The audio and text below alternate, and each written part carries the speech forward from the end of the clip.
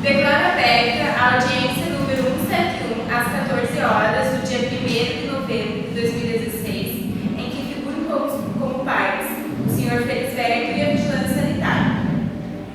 Trata-se de uma ação penal movida pela Vigilância Sanitária contra o Sr. Felisberto, proprietário e responsável técnico na farmácia magistral Colibri, em razão do acometimento em tese de irregularidades presentes na farmácia em questão.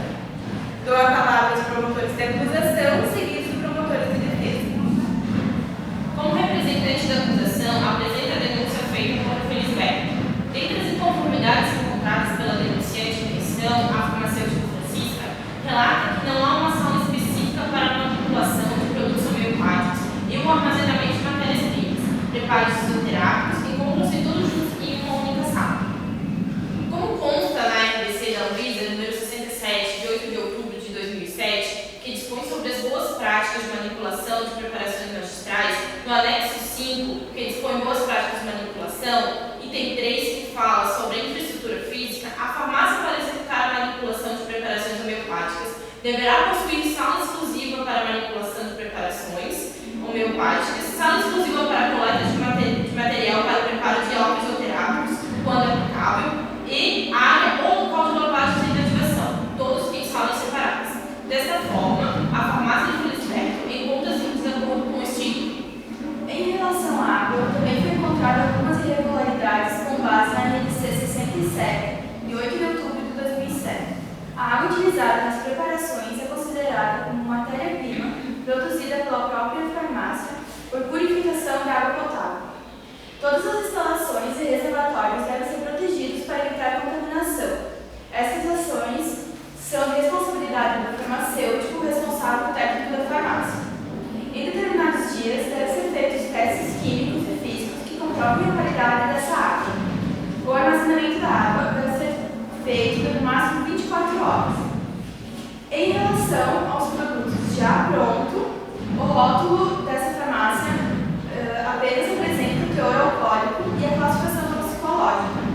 Mas, segundo a legislação da diretoria do colegiado, a RDC 67, de 8 de outubro de 2007, já foi citado anteriormente, no anexo 1, boas práticas de manipulação em farmácia, e no artigo 2, embalagem, diz que deve existir um procedimento operacional padrão escrito de embalagem e rotulagem.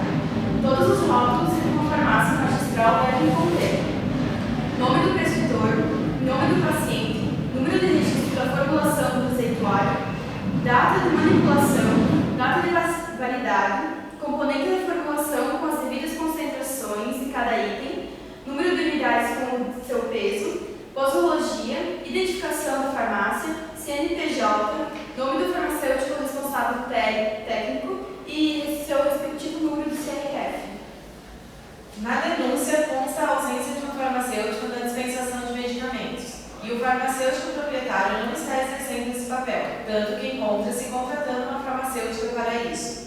Segundo a RDC número 33 de abril de 2000 da Anvisa, do anexo 1 ao 3, dispõe regulamentos técnicos de boas práticas de manipulação em farmácias.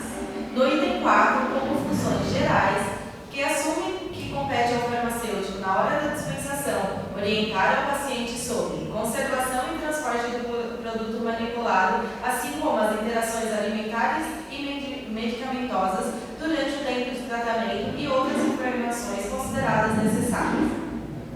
Ainda no item 6, sobre condições específicas, o farmacêutico é responsável pela manipulação e produção dos produtos, devendo assim orientar e treinar os funcionários. Consta também na denúncia que a farmácia está com a autorização de funcionamento vencida.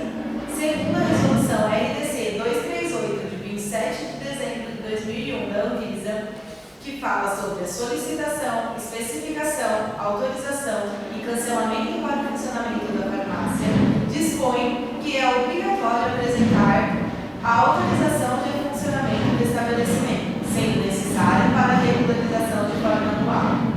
Essa resolução destina-se aos critérios únicos de autorização de funcionamento.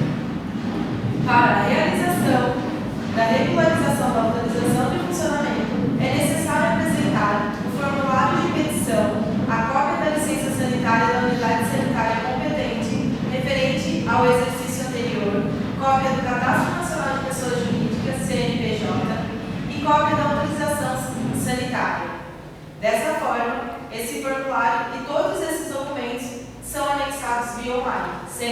necessidade de um representante físico da Visa na farmácia.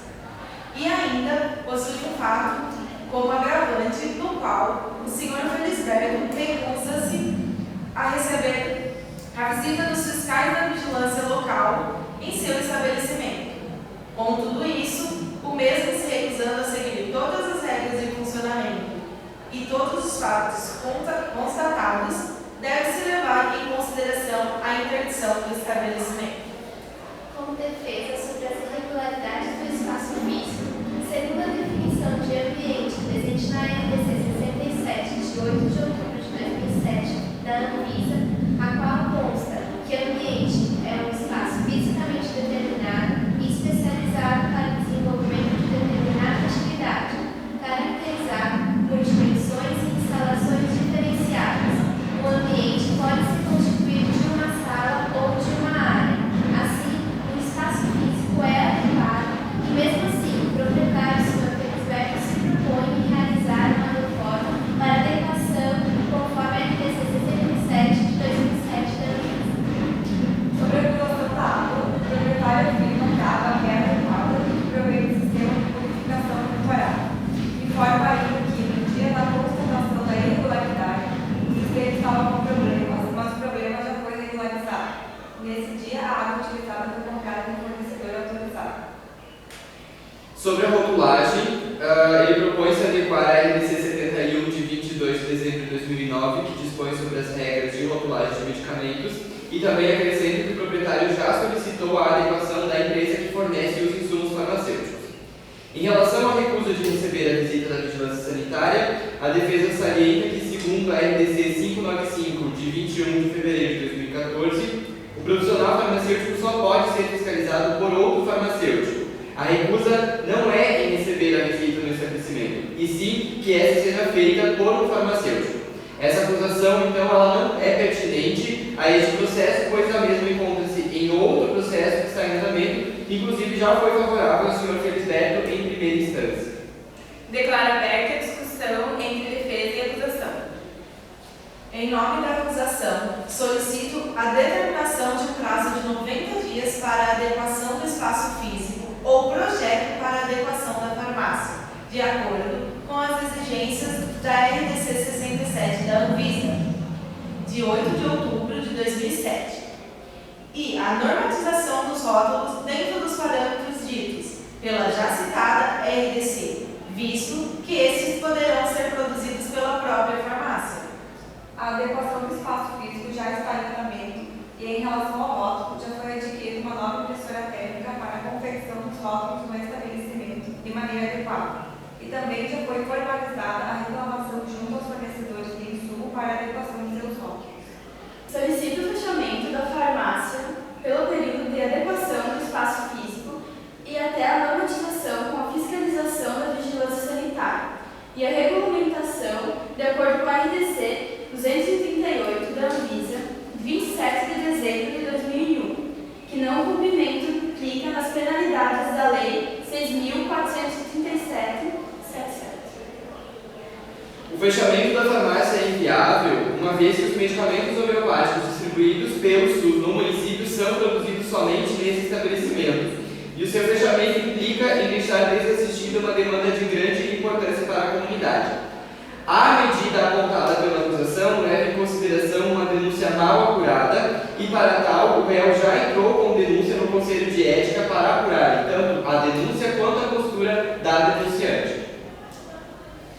O argumento da defesa de que a farmácia é a única que fornece medicamento pelo SUS ainda agrava mais a situação, pois se a farmácia não está adequada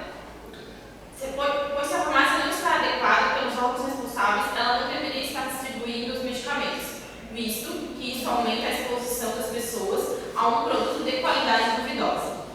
A respeito da denúncia feita por Felisberto contra Francisca, ressalta-se a Resolução 596 do Conselho Federal de Farmácia, que dispõe sobre o Código de Ética Farmacêutico. Ele estabelece as infrações. No capítulo 3, que fala dos deveres, artigo 12, parágrafo 1, comunicar ao Conselho Regional de Farmácia e as demais autoridades competentes os fatos que caracterizam vigência a este código e as normas que regulam o exercício das atividades farmacêuticas.